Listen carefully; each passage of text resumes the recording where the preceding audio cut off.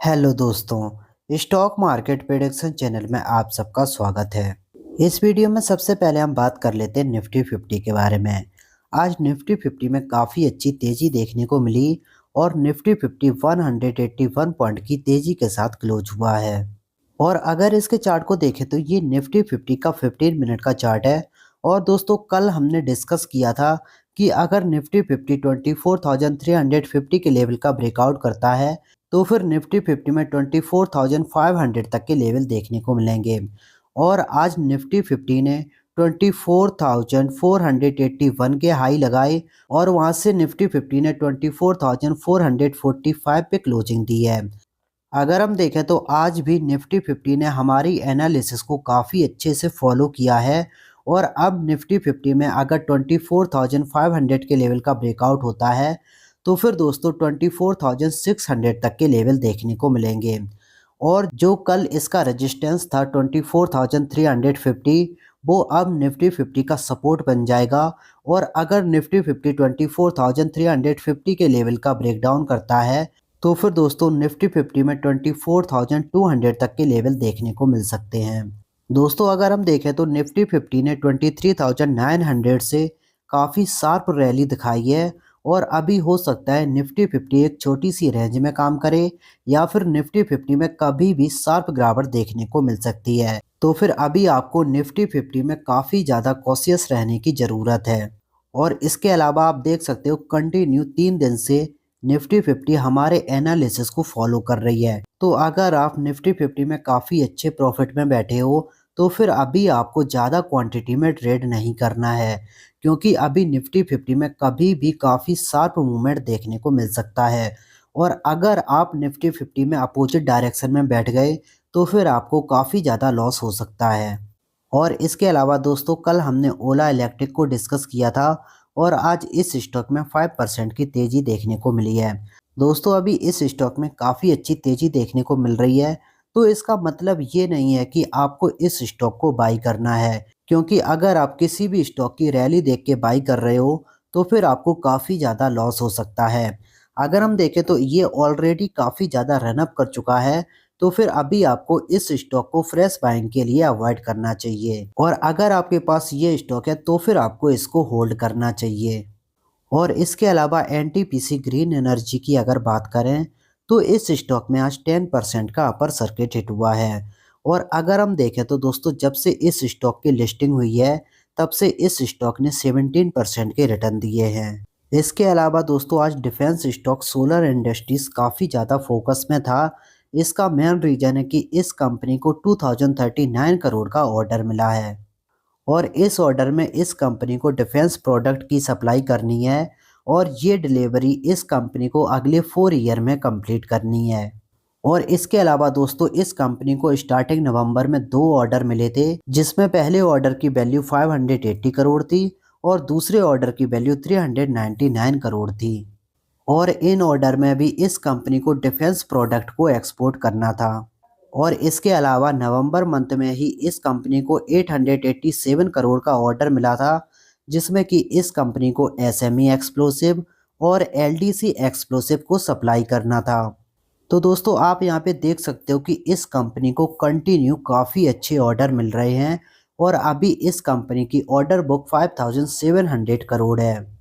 और in order की वजह से इस कंपनी ने फाइनेंशियल ईयर 25 के लिए अपने कैपेक्स गाइडेंस को इंक्रीज कर दिया है। पहले इस कंपनी ने 800 करोड़ का गाइडेंस दिया था, जो कि अभी इंक्रीज करके 1200 करोड़ कर दिया है। और इस कंपनी के मैनेजमेंट का मानना है कि ये कंपनी डिफेंस प्रोडक्ट सेल्स में 1500 करोड़ का रेवेन्यू अचीव कर लेगी, जो कि इसके टोटल सेल्स का 20% रेवेन्यू होगा।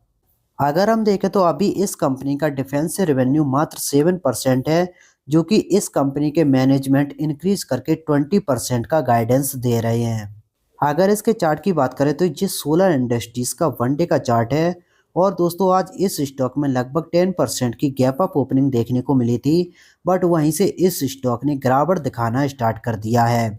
अगर हम देखें तो आज इस स्टॉक ने 11,600 के लेवल से रेजिस्टेंस लिया और उसके बाद इस स्टॉक में काफ़ी शार्प गिरावट देखने को मिली है।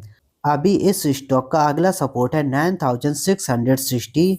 अगर ये स्टॉक अपने इस सपोर्ट का ब्रेकडाउन कर देता है तो फिर दोस्तों इस स्टॉक में 8500 तक के लेवल देखने को मिलेंगे। दोस्तों अगर हम देखें तो ये कंपनी काफ़ी अच्छी है और इसके क्वार्टरली रिजल्ट कंटिन्यू काफ़ी अच्छे आ रहे हैं और यही रीज़न है कि इस स्टॉक में ज़्यादा गिरावट देखने को नहीं मिली है। अगर आप दूसरे डिफेंस स्टॉक को देखोगे तो वो स्टॉक लगभग 50% 40% का करेक्शन दिखा चुके हैं, बट इस स्टॉक में ज़्यादा गिरावट देखने को नहीं मिली है। और अगर ये स्टॉक आपको 8500 से 8800 के बीच मिलता है तो फिर आप इस स्टॉक को लॉन्ग टर्म के लिए बाई कर सकते हो। ये स्टॉक आपको लॉन्ग टर्म में काफ़ी अच्छे रिटर्न देगा। अगला स्टॉक है विप्रो। दोस्तों आज विप्रो की एक्स बोनस डेट थी, तो हो सकता है कि आपके पोर्टफोलियो में विप्रो के स्टॉक में लगभग 50% की गिरावट देखने को मिल रही हो। बट दोस्तों अभी इस स्टॉक के बोनस शेयर इशू नहीं हुए हैं और इसी वजह से इतनी ज़्यादा गिरावट देखने को मिल रही है। तो अगर आपके पास ये स्टॉक है तो फिर आपको घबराने की ज़रूरत नहीं है, क्योंकि दोस्तों बोनस शेयर क्रेडिट होने में कुछ टाइम लगता है और कुछ दिन बाद ये बोनस शेयर आपके डीमैट अकाउंट में क्रेडिट हो जाएगा और उसके बाद आपका पोर्टफोलियो नॉर्मल हो जाएगा। अगला स्टॉक है जेन टेक्नोलॉजी।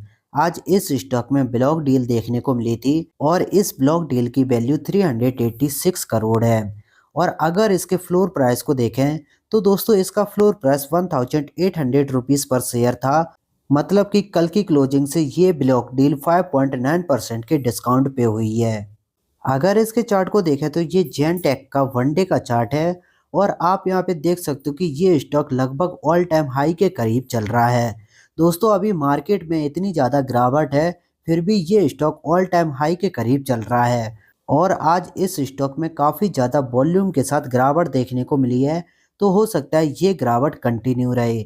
और दोस्तों इस स्टॉक का अगला सपोर्ट है ये ट्रेंड लाइन।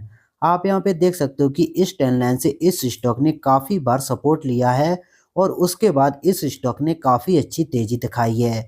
अगर ये स्टॉक अपनी इस ट्रेंड लाइन का ब्रेकडाउन कर देता है तो फिर इस स्टॉक में 1600 तक के लेवल देखने को मिलेंगे और ऊपर के लेवल की बात करें तो इस स्टॉक में 1970 एक काफ़ी स्ट्रॉन्ग रेजिस्टेंस है। जब तक ये स्टॉक अपने इस रेजिस्टेंस का ब्रेकआउट नहीं करता है तब तक इसमें कोई भी बड़ी तेज़ी देखने को नहीं मिलेगी। और दोस्तों अगर ये स्टॉक बाई चांस नीचे आता है और इस ट्रेंड लाइन से सपोर्ट लेता है तो फिर से ये स्टॉक 1970 की तरफ मूव करेगा। तो आपको जब ये स्टॉक इस ट्रेंड लाइन के पास आए तो आपको इस स्टॉक को काफ़ी ज़्यादा फोकस में रखना पड़ेगा। अगर ये स्टॉक अपनी इस ट्रेंड लाइन का ब्रेकडाउन करता है तो फिर ये वीक हो जाएगा और अगर ये स्टॉक अपनी इस ट्रेंड लाइन से सपोर्ट लेके ऊपर की ओर जाता है तो फिर ये स्टॉक 1970 तक के हाई लगा सकता है। अगला स्टॉक है टोरेंट पावर। इसमें न्यूज आ रही है कि ये कंपनी क्यूआईपी के जरिए 3500 करोड़ रुपए रेज करेगी। दोस्तों जब भी किसी कंपनी में फंडिंग की बात आती है तो वो उस कंपनी के लिए काफ़ी अच्छी गुड न्यूज होती है और इसकी वजह से स्टॉक प्राइस में भी काफ़ी अच्छी तेज़ी देखने को मिलती है। और अगर इस क्यूआईपी के फ्लोर प्राइस की बात करें तो इसका फ्लोर प्राइस 1555 रुपीज़ पर शेयर है, जो कि कल की क्लोजिंग से 1.6% के डिस्काउंट पे है। तो आप यहाँ पे देख सकते हो कि इस क्यूआईपी का प्राइस भी ज़्यादा नीचे देखने को नहीं मिल रहा है, तो इस वजह से इस स्टॉक में काफ़ी अच्छी तेज़ी देखने को मिली है। अगर इसके चार्ट को देखें तो दोस्तों इसका चार्ट काफ़ी ज़्यादा स्ट्रॉन्ग नज़र आ रहा है। आप यहाँ पे देख सकते हो कि इस स्टॉक में काफ़ी अच्छी वॉल्यूम के साथ बाइंग देखने को मिली है और आज इस स्टॉक ने अपने रेजिस्टेंस 1670 का ब्रेकआउट कर दिया है।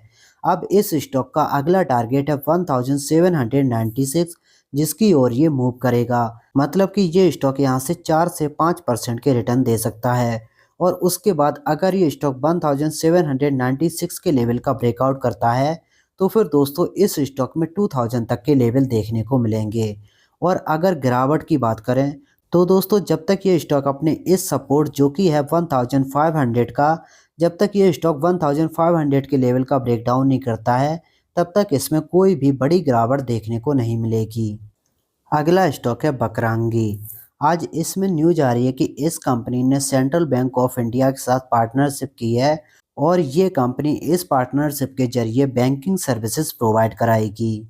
दोस्तों ये एक पेनी स्टॉक है और आप यहाँ पे देख सकते हो कि इस स्टॉक में बीच बीच में काफ़ी तेज़ी देखने को मिलती है और फिर से इस स्टॉक में गिरावट देखने को मिलती है।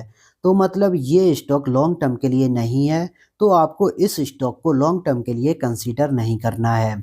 अब हम आ जाते हैं वनडे के चार्ट पे और देखते हैं कि वनडे के चार्ट पे क्या नज़र आ रहा है। अगर हम देखें तो वनडे के चार्ट पे इसका चार्ट काफ़ी ज़्यादा स्ट्रॉन्ग नज़र आ रहा है और इस स्टॉक का अगला रेजिस्टेंस है 27.7। अगर ये स्टॉक 27.7 के लेवल का ब्रेकआउट करता है तो फिर इस स्टॉक में 31 तक के लेवल देखने को मिलेंगे।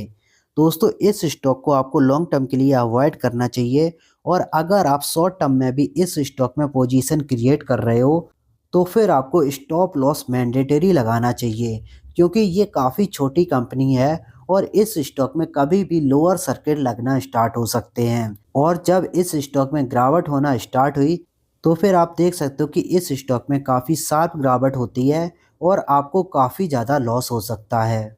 और लास्ट में हम बात कर लेते हैं एंजल वन के बारे में। दोस्तों एंजल वन हमने काफ़ी बार डिस्कस किया है। जब ये स्टॉक 2250 के पास था और उसके बाद जब ये स्टॉक 2500 के पास था और उसके बाद जब ये स्टॉक 2700 के करीब था। इन सभी टाइम पे हमने इस स्टॉक को डिस्कस किया था और उस टाइम पे हमने इसमें बाइंग की थी और अभी ये स्टॉक काफ़ी अच्छे रिटर्न दे रहा है। अब हम आ जाते हैं वनडे के चार्ट पे और देखते हैं कि वनडे के चार्ट पे क्या नज़र आ रहा है। अगर हम देखें तो अभी कुछ दिन से इस स्टॉक में काफ़ी अच्छी बाइंग देखने को मिल रही है और इस स्टॉक का अगला रेजिस्टेंस है 3120। अगर ये स्टॉक अपने इस रेजिस्टेंस का ब्रेकआउट करता है तो फिर इस स्टॉक में 3400 तक के लेवल देखने को मिलेंगे। दोस्तों ये स्टॉक अभी भी अपने हाई से काफ़ी ज़्यादा डाउन है, तो अगर आप इस स्टॉक को लॉन्ग टर्म के लिए बाई करना चाहते हो तो फिर अभी भी आप इस स्टॉक को लॉन्ग टर्म के लिए बाई कर सकते हो। ये स्टॉक आपको काफ़ी अच्छे रिटर्न देगा। दोस्तों अगर वीडियो अच्छा लगा हो तो please like the video and subscribe the channel. इस वीडियो में इतना ही, मिलते हैं अपने नेक्स्ट वीडियो में।